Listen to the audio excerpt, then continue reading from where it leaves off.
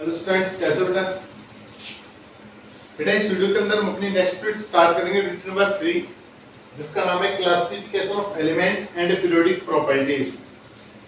यानी कि एलिमेंटों का क्लासिफिकेशन, जो अपने एलिमेंट होते हैं हाइड्रोजन, हीलियम, लिथियम वगैरह, ये इनका क्या करना है, क्लासिफिकेशन करना है, और उसके साथ साथ उनकी पीरियोडिक प्रॉपर्टी के ऊपर भी हमें क्या करना है बेटा, डिस्कस करना है। तो आज की जो अपनी यूनिट रहने वाली है बेटा, इस यूनिट के अंदर हमारे पास जो S block, P block, D block और एफ ब्लॉक के जो एलिमेंट बनेंगे उनकी प्रॉपर्टी यहीं से बननी स्टार्ट होगी। तो इस यूनिट को अगर ढंग से समझोगे बेटा, तो आपकी जो एस ब्लॉक की प्रॉपर्टीज है, पी ब्लॉक एलिमेंट की प्रॉपर्टीज है, उनके अंदर क्या कुछ वेरिएशन होता है, वेरिएशन का कारण क्या होता है, इन सभी के कंसेप्ट आपकी यहीं से जनरेट होंगे और यहीं से आपके वो क्या होंगे बेटा, क्लियर होंगे। तो स्टार्ट करते हैं बेटा, सबसे पहले क्लासिफिकेशन ऑफ एलिमेंट। ये क्या होता है बेटा? बेटा अगर हम बात करें at the starting of the 17th century, 17वीं शताब्दी की अगर हम बात करें बेटा, तो 17वीं शताब्दी के अंदर आप सभी को नोन है बेटा, इतना तो आप 9th 10th क्लास के अंदर पढ़ के भी आए हो कि 17वीं शताब्दी तक केवल 31 एलिमेंट हमें नोन थे। कितने एलिमेंट नोन थे बेटा? केवल 31 एलिमेंट नोन थे। कौन सी सदी की बात हो रही है बेटा? ये 17वीं सदी की बात हो रही है। और आज कितने एलिमेंट नोन है? अगर कोई आपसे पूछता है कि आज कितने एलिमेंट नोन है, तो आज के कितने बेटा आपके 118 एलिमेंट के बेटा नोन है। बेटा 17वीं शताब्दी के अंदर इन 31 एलिमेंटों की जो प्रॉपर्टी थी वो भी अलग अलग थी। या बोल सकते हो बेटा कि इन 31 एलिमेंट में से कुछ एलिमेंट ऐसे थे जिनकी प्रॉपर्टी सेम थी, कुछ ऐसे एलिमेंट थे जिनकी प्रॉपर्टी क्या थी, बिल्कुल ही डिफरेंट थी। लेकिन उस समय किसी को नहीं पता था कि ये एलिमेंट एक समान है या अलग अलग है बेटा।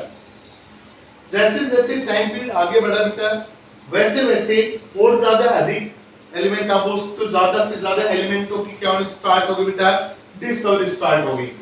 तब दिमाग में आया कि इतने एलिमेंटों की अगर एक चेन बनाई जाए, जिस चेन के अंदर एलिमेंटों की जिनकी प्रॉपर्टी, पहले तो इनकी प्रॉपर्टी को स्टडी किया जाए, उसके बाद जिन एलिमेंट की प्रॉपर्टी एक समान हो उनको एक साथ रखा जाए, अलग अलग है उनको अलग अलग कैटेगरी के अंदर बांट दिया जाए। तो 17वीं शताब्दी के खत्म होने के बाद जब 18वीं शताब्दी स्टार्ट हुई था, तो 18वीं शताब्दी के अंदर इन एलिमेंटों का क्या हुआ, अलग अलग कैटेगरी के अंदर क्या स्टार्ट हुआ बेटा, क्लासिफिकेशन स्टार्ट हो गया। 17वीं शताब्दी के खत्म होने के बाद जब 18वीं शताब्दी स्टार्ट हुई बेटा, तो उस समय इन एलिमेंटों का क्या हुआ बेटा, इनकी प्रॉपर्टी के अकॉर्डिंग इनका क्लासिफिकेशन स्टार्ट हो गया, जिसको हम क्या बोलते हैं बेटा, history of the periodic table. क्योंकि वहीं से आपकी पीरियोडिक टेबल का क्या होना स्टार्ट हो गया था बेटा, निर्माण स्टार्ट हो गया था। अब बात आती है सर, ये पीरियोडिक टेबल क्या होती है? What is periodic table? Periodic table क्या होती है बेटा? तो पीरियोडिक टेबल होती है बेटा the arrangement of known element according to their properties. जितने भी आपके नोन एलिमेंट हैं, क्या होते हैं बेटा आपकी periodic table? The arrangement of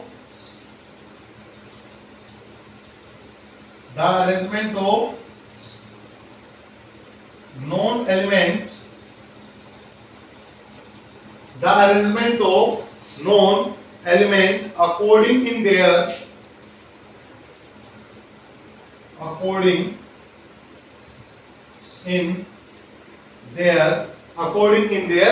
properties। किसके अकॉर्डिंग बेटा? प्रॉपर्टीज के अकॉर्डिंग।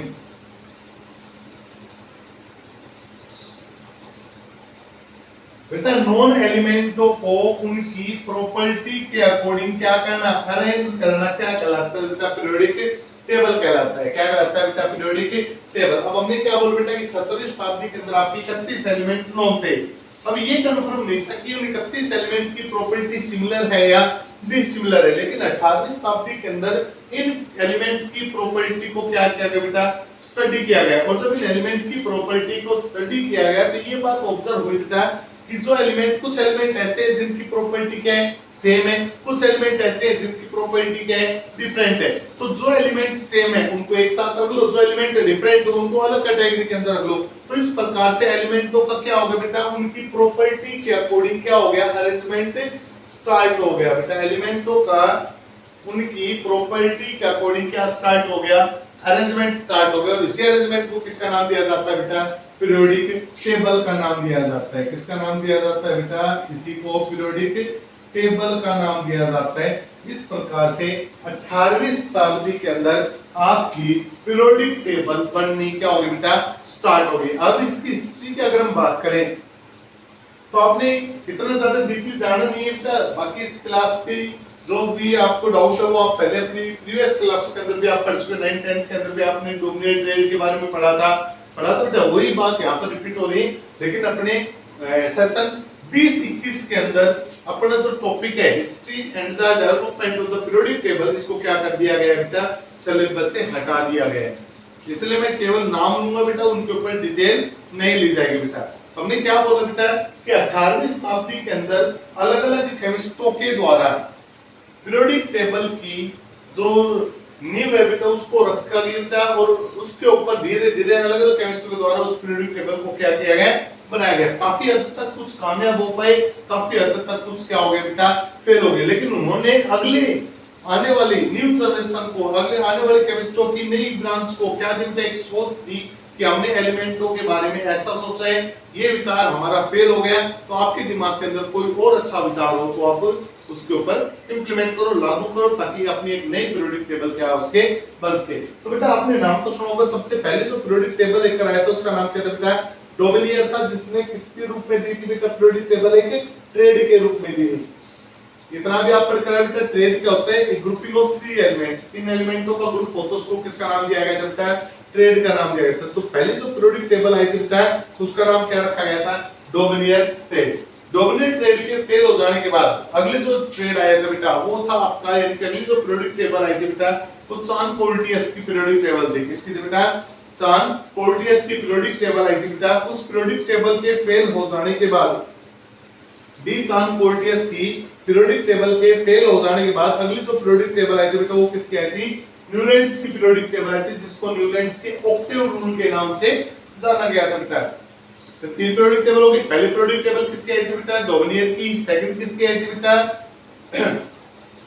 सेकंड जो आपकी पीरियोडिक टेबल आई थी वो डी चान पोल्टियस की आई थी। थर्ड जो पीरियोडिक टेबल आई थी तो वो आई थी न्यूलैंड्स ऑक्टेव रूल के नाम से जाने गई। तो लास्ट और फाइनल जो पीरियोडिक टेबल आई थी वो किसके नाम से आई थी बेटा, आपकी लोथर मेयर के नाम से आई थी। उसके बाद जो पीरियोडिक टेबल आई थी बेटा लगभग 1869 के अंदर जो एक और पीरियोडिक टेबल आई, नंबर के अकॉर्डिंग 5वीं पीरियोडिक टेबल 1869 के अंदर जो 5वें नंबर की पीरियोडिक टेबल आई, उसने बहुत हद तक एलिमेंटों का क्लासिफिकेशन एक संतुष्टिपूर्ण क्या कर दिया था, कंप्लीट किया था। यानी उसके द्वारा जो पीरियोडिक टेबल बनाई गई थी उस पीरियोडिक टेबल ने अलग-अलग केमिस्टों के सर से कुछ समय के लिए इसके क्लासिफिकेशन का जो वजन था बेटा, बोझ था, उसको क्या कर दिया था, काफी हद तक कम कर दिया गया था। और बेटा वो periodic table historical periodic table के नाम से जानी गई बेटा, जिसका नाम था मेंडलीव की पीरियोडिक टेबल। क्या था बेटा, मेंडलीव की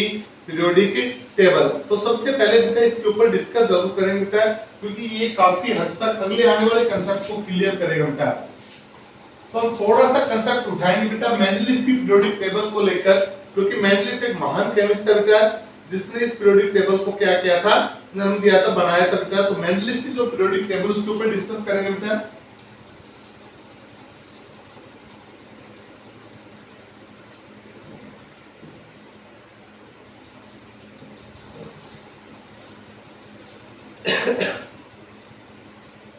देखिएगा बेटा मेंडलीव पीरियोडिक टेबल क्या कुछ बोलती है बेटा। मेंडलीव ने अपनी पीरियोडिक टेबल के ऊपर काम स्टार्ट किया था 1869 के अंदर।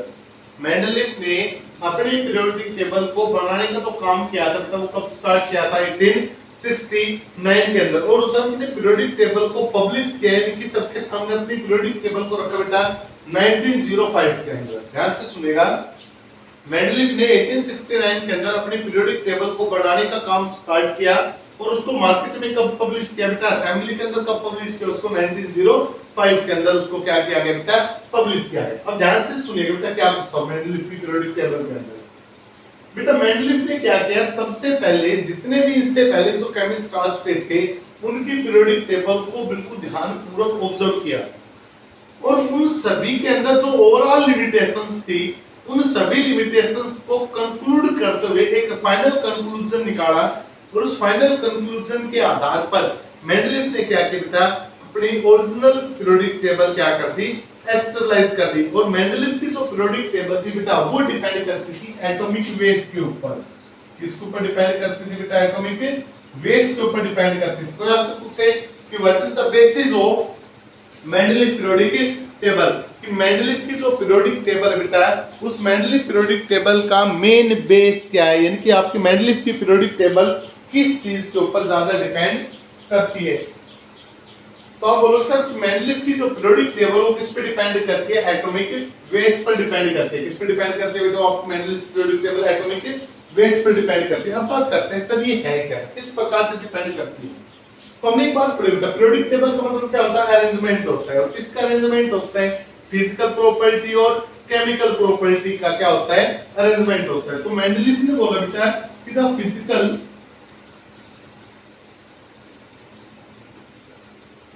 And chemical properties are the physical and chemical properties are periodic function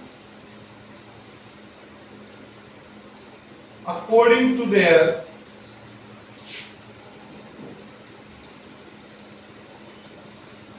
atomic weight। देख रहे हैं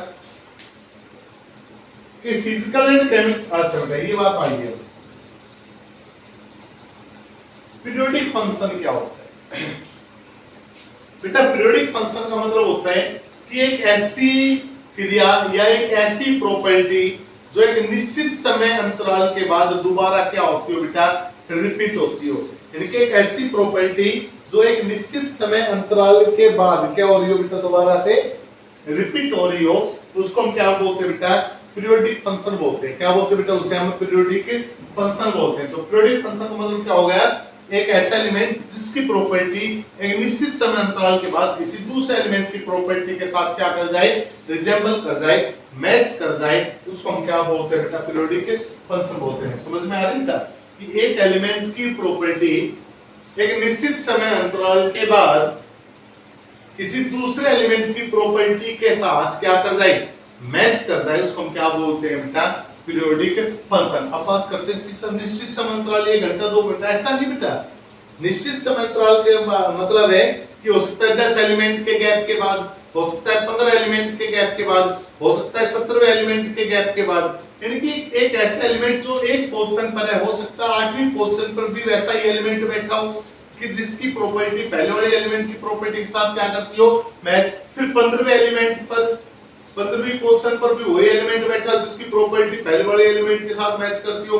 फिर हो सकता है 22वें नंबर पर बैठा हो, फिर हो सकता है 29वें नंबर पर बैठा हो। इस प्रकार से बोल रहे हैं, इसको हम क्या बोलते हैं, पीरियोडिक फंक्शन बोलते हैं। क्या बोलते हैं बेटा, इसे हम पीरियोडिक फंक्शन। तो उसने बोला बेटा कि एलिमेंट की जो फिजिकल और केमिकल प्रॉपर्टी होती है ना, एलिमेंट की जो फिजिकल और केमिकल प्रॉपर्टी होती है, वो प्रॉपर्टी कुछ एलिमेंट को छोड़कर किसी दूसरे एलिमेंट के साथ क्या कर जाती है, रिजेंबल कर जाती है। कब, जब उन एलिमेंट को अरेंज किया जाता है किसके अकॉर्डिंग, उसके एटॉमिक वेट के अकॉर्डिंग। यानी कि हमारे पास कितने एलिमेंट थे, 31 एलिमेंट थे। सपोज करो हमारे पास कितने एलिमेंट थे बेटा, 31 एलिमेंट थे स्टार्टिंग में। लेकिन जब मेंडलीव ने अपनी पीरियोडिक टेबल बनानी स्टार्ट की, तो मेंडलीव ने जब अपनी पीरियोडिक टेबल बनाई तो बेटा उसके पास अप्रोक्सीमेटली 58 एलिमेंट क्या हो चुके थे बेटा, प्रेजेंट हो चुके थे।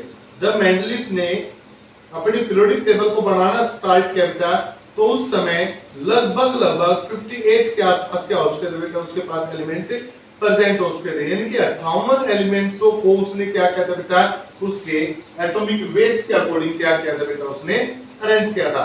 और जब उसने उन एलिमेंटों को उनके वेट के अकॉर्डिंग अरेंज किया बेटा, तब उसने देखा कि कुछ एलिमेंट ऐसे हैं जिन एलिमेंट की प्रॉपर्टी, दोनों प्रॉपर्टी फिजिकल भी और केमिकल प्रॉपर्टी एक निश्चित एलिमेंटों को छोड़कर अगले एलिमेंट के साथ क्या हो रही है, रिजेंबल हो रही है। तो जिनके साथ रिजेंबलेंस हो रही है, जिनके साथ मैच करे बेटा, उन एलिमेंटों को एक साथ रख लिया, जिनके साथ मैच नहीं कर उनको क्या कर दिया बेटा, अलग रख दिया। इस प्रकार से एलिमेंटों का क्या बन गया बेटा, एक अरेंजमेंट बन गया। और उसी अरेंजमेंट को किसका नाम दिया, मेंडलीव की पीरियोडिक टेबल का नाम दिया बेटा। उस अरेंजमेंट को किसका नाम दिया गया, मेंडलीव की पीरियोडिक टेबल का नाम दिया गया बेटा। तो दोबारा से सुन लो कि मेंडलीव की पीरियोडिक टेबल क्या होती है बेटा।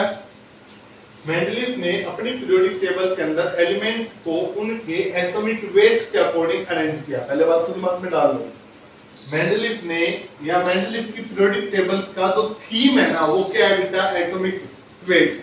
मेंडलीव की पीरियोडिक टेबल का मेन थीम क्या है बेटा, उसका एटॉमिक वेट है। तो मेंडलीव ने क्या किया बेटा, एलिमेंटों को अरेंज करना स्टार्ट किया। किसके अकॉर्डिंग अरेंज करना स्टार्ट किया बेटा, उसके एटॉमिक वेट के अकॉर्डिंग अरेंज करना स्टार्ट किया। तब उसने देखा कि कुछ एलिमेंट ऐसे हैं बेटा जिनकी प्रॉपर्टी एक निश्चित एलिमेंटों के कैप के बाद क्या होती है, रिपीट होती है, मैच करती है। तो उस अरेंजमेंट को किसका नाम दिया गया बेटा, मेंडलीव की पीरियोडिक टेबल का नाम दिया गया। अब देखना बेटा, जो मेंडलीव था, जो भी केमिस्ट होते हैं बेटा वो दूरदर्शी होते हैं, नहीं हम बोल सकते हैं कि उनकी जो सोच होती है ना वो काफी आगे तक होती है, यानी जितना हम या कोई नहीं सोच सकता उससे आगे तक वो केमिस्ट क्या करते थे बेटा, सोच सकते थे।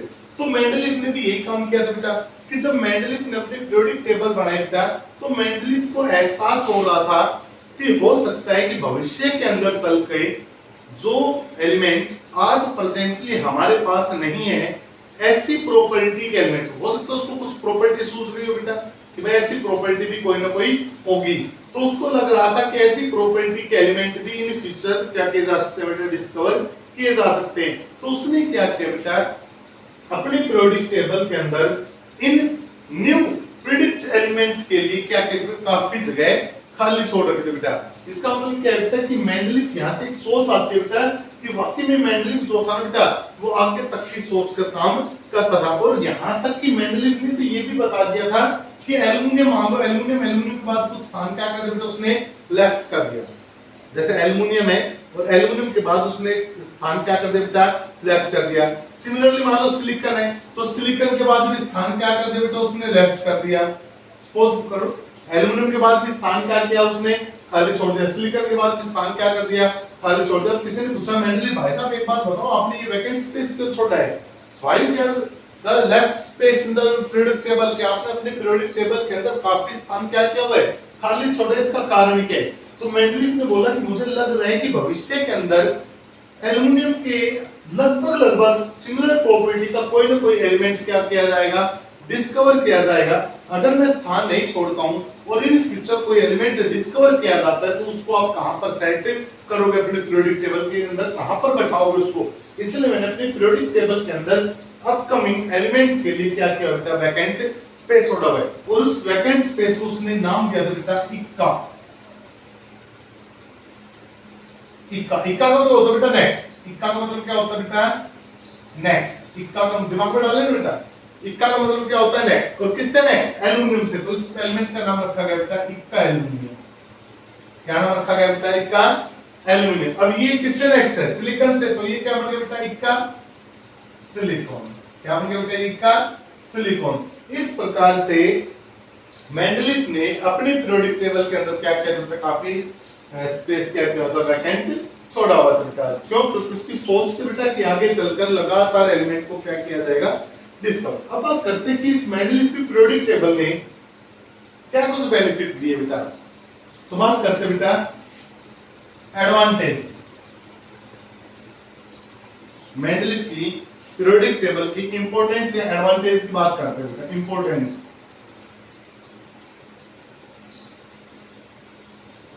पहली इंपॉर्टेंस आती है बेटा कि पहले हम क्या करते थे, 31 एलिमेंट थे, 31 के 31 एलिमेंट की प्रॉपर्टी को अलग अलग तरीके से क्या करते थे, याद करते थे। इस एलिमेंट की प्रॉपर्टी ये है, इस एलिमेंट की प्रॉपर्टी ये है, सी एलिमेंट की प्रॉपर्टी ये, डी एलिमेंट की प्रॉपर्टी ये। इनकी अलग अलग एलिमेंट की प्रॉपर्टी को क्या करते थे बेटा, अलग अलग तरीके से याद करते थे।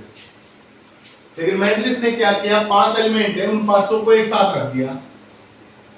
ये रख दिया 500 को एक साथ। अच्छा एक बात और बताना भूल गए तुम्हें कि मेंडलीव ने जब अपनी पीरियोडिक टेबल बनाई बेटा, तो मेंडलीव की पीरियोडिक टेबल के अंदर कुछ वर्टिकल लाइंस थी और कुछ हॉरिजॉन्टल लाइन थी। यानी कुछ इस प्रकार की लाइन थी और कुछ इस प्रकार की लाइन थी बेटा।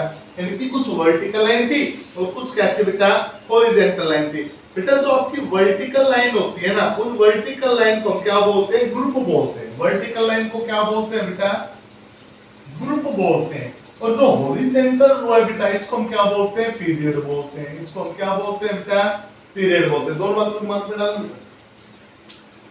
जो आपके वर्टिकल कॉलम है, कौन है बेटा, आपके वर्टिकल कॉलम है, उनको तुम क्या बोलेंगे, ग्रुप बोलेंगे। और जो हॉरिजॉन्टल लाइन है बेटा, उन हॉरिजॉन्टल लाइन को क्या बोलेंगे हम, पीरियड बोलेंगे बेटा। तो जो मेंडलीफ था, उस मेंडलीफ की पीरियोडिक टेबल के अंदर 6 पीरियड और 8 ग्रुप थे। यानी कि मेंडलीफ ने एलिमेंटों को 6 पीरियड और 8 ग्रुप के अंदर क्या कर रखा था बेटा, क्लासिफाई कर रखा था। ये पॉइंट नोट करना बेटा कि मेंडलीफ की पीरियोडिक टेबल में कितने ग्रुप और कितने पीरियड थे। तो मेंडलीफ की पीरियोडिक टेबल में 8 ग्रुप और 6 पीरियड थे। क्लियर है यहां तक? अब आगे देखो,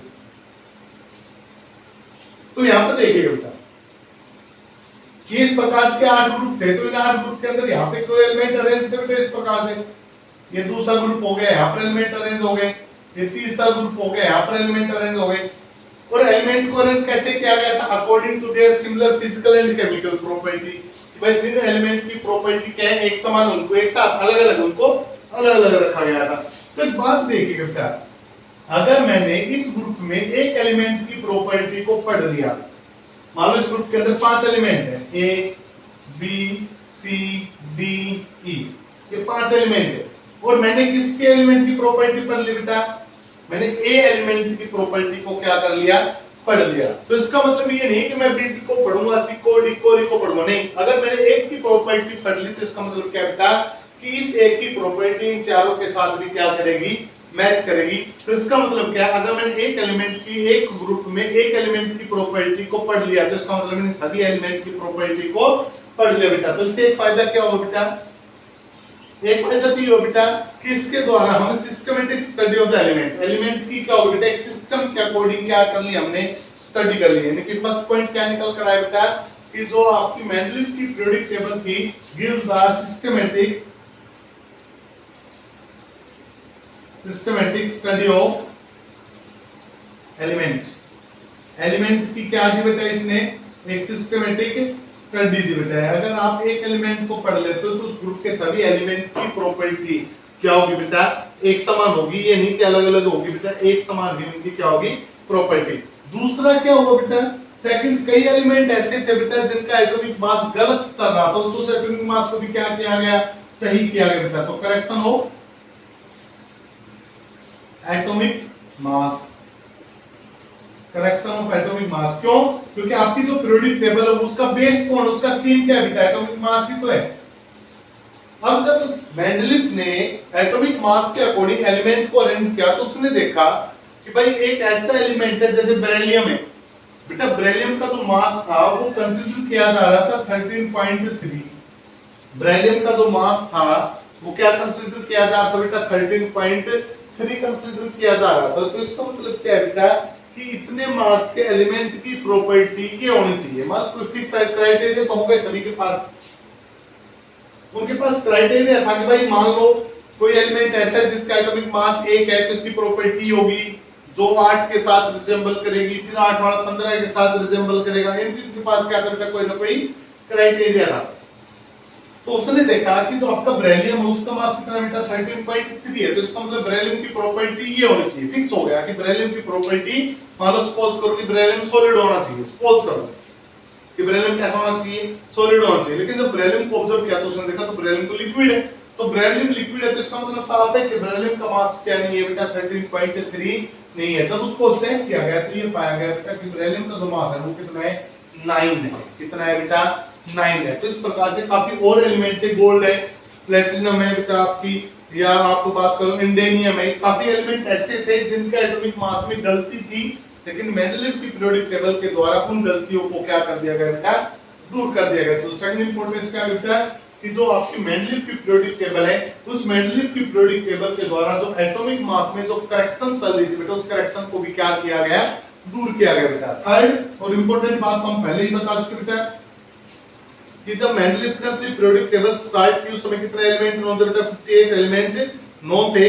और उसने अपनी पीरियोडिक टेबल के अंदर क्या किया बेटा, काफी स्थान वैकेंट छोड़ दिए। यानी कि अपनी पीरियोडिक टेबल के अंदर क्या दे रखे बेटा, उसने गैप दे रखे। तो गैप क्यों दे रखे थे, ताकि प्रोडक्शन ऑफ न्यू एलिमेंट, नए एलिमेंटों की क्या की जा सके बेटा, खोज की जा सके। अगर ये गैप नहीं होता तो कोई भी केमिस्ट उन गैप को फिलअप करने के लिए दूसरे एलिमेंटों को नहीं खोजता, क्योंकि उस समय मेंडलीव के द्वारा जो पीरियोडिक टेबल दी गई थी वो सुपर स्पेशलिस्ट टेबल थी बेटा।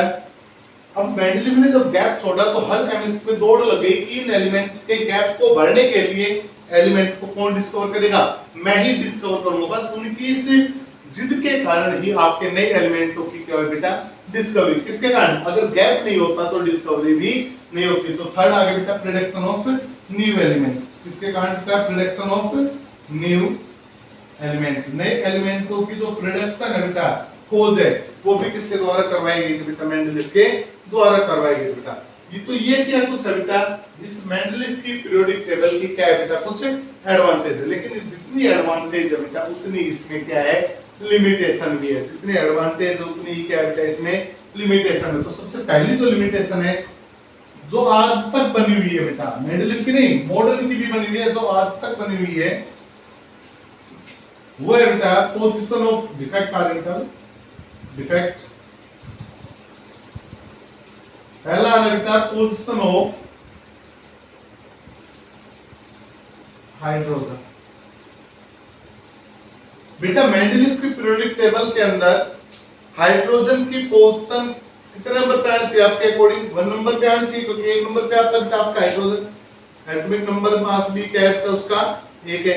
तो मेंडलीव ने क्या किया बेटा, हाइड्रोजन को 1 नंबर पे रख दिया, लेकिन उसने देखा 1 नंबर के ऊपर आपके अल्काइल ग्रुप भी आते हैं बेटा, सोडियम है, लिथियम है, पोटेशियम है, रुबिडियम है, ये सारे आपके फर्स्ट मेंबर कहलाते हैं बेटा। तो इसका मतलब क्या है कि हाइड्रोजन की जो प्रॉपर्टी होगी वही सोडियम की प्रॉपर्टी होगी। अब एक बात बताओ, सोडियम कैसा है, सॉलिड है, क्या हाइड्रोजन सॉलिड होता है, नहीं। तो इसका मतलब क्या है कि आपका हाइड्रोजन पहले ग्रुप में रखने के लायक नहीं है। फिर उसको कहां रखा गया बेटा, 7वें ग्रुप में रखा। जो 8 ग्रुप थे, फिर कौन से ग्रुप पे लेकर गए बेटा, उसे 7वें ग्रुप के अंदर लेके गए। जब 7वें ग्रुप के अंदर लेके गए तो उसने देखा ये तो इसके साथ भी मैच नहीं कर रहा। तो इसका मतलब क्या है बेटा कि हाइड्रोजन की पोजीशन अब तक फिक्स नहीं है। कि पोजीशन ऑफ हाइड्रोजन, हाइड्रोजन की पोजीशन कैसे बेटा, आज भी डाउटफुल है। सेकंड आता है बेटा position of isotope. Position of isotopes. अब आइसोटोप क्या होते हैं, जिनका एटॉमिक नंबर क्या हो सेम, लेकिन मास नंबर क्या हो different. 1h1, 1h2 and 1h3।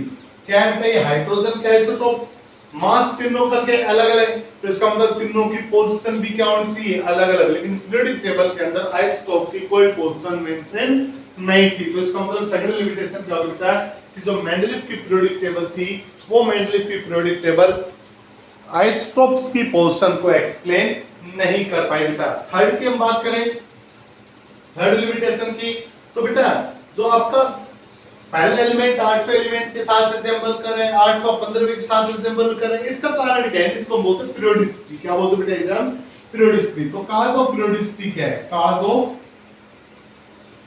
Periodicity. Periodicity का मतलब मैं पहले बता चुका था इस वीडियो के अंदर, पीरियोडिसिटी का मतलब क्या होता है। तो पीरियोडिसिटी क्यों है बेटा, एलिमेंट की रिजेंबलेंस का कारण क्या है, क्या वजह है कि आपका एक एलिमेंट एक निश्चित समय अंतराल के बाद दूसरे एलिमेंट के साथ क्या कर रहे हैं, रिजेंबल कर रहा है। तो रिजेंबल करने का कारण क्या है बेटा। नेक्स्ट बेटा आपके लैंथेनॉइड, लाल केवल नाम से ही काम चला लो बेटा, जैसे जैसे यूनिट में आगे बढ़ोगे ये सब कुछ क्लियर हो जाएगा।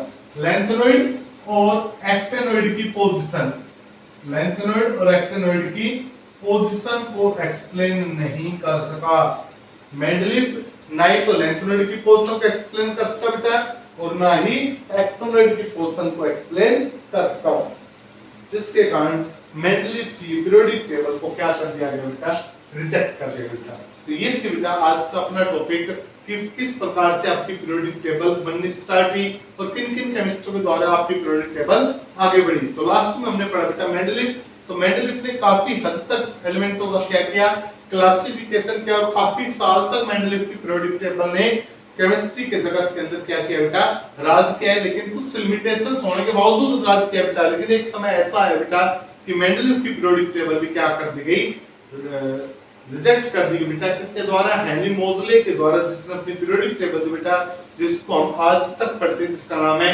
Modern periodic table. तो बेटा मॉडर्न पीरियोडिक टेबल, इसके बारे में डिटेल हम अपने नेक्स्ट वीडियो के अंदर लेंगे। उम्मीद करता हूं बेटा आज की जो वीडियो मैंने पढ़ाई है, जो आपको समझाई है बेटा, वो आपकी बिल्कुल समझ में होगी। इस वीडियो को देखने के लिए आपका तहे दिल से धन्यवाद। Thank you.